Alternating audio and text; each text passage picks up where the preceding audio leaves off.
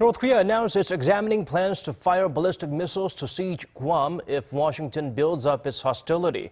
A reaction to how strategic bombers deployed on the Pacific island were flown over the Korean Peninsula earlier this week. Kwon Jang-ho has our top story. North Korea has vented its anger to the recent deployments of U.S. strategic bombers over the Korean Peninsula.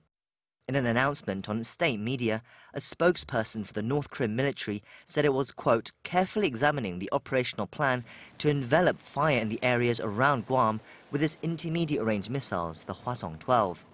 This was said to be in order to contain activity of the U.S. military bases on the island, including the bombers, and that the operation will be ready to go at any moment under the order of the regime's leader, Kim Jong-un.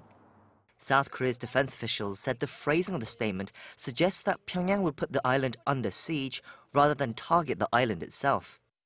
Guam, located in the Western Pacific, is some 3,400 kilometers from North Korea and within striking distance of the Hwasong-12 missile, which Pyongyang claims to have successfully tested in May this year. The island is home to 2 U.S. military bases, and its assets are often used in joint military exercises with South Korea. Seoul confirmed that 2 B-1B bombers from the Andersen Air Force Base did fly over the peninsula in a combined exercise with South Korean jets on Tuesday, but no prior notice had been given.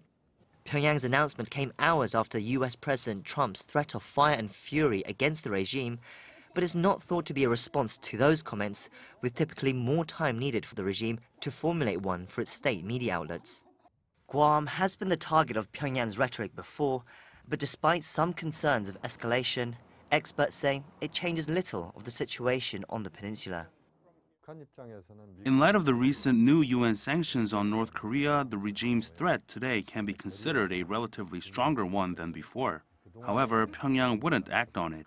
If they did, it would likely lead to war, but North Korea then would not have the backing of its allies, China and Russia.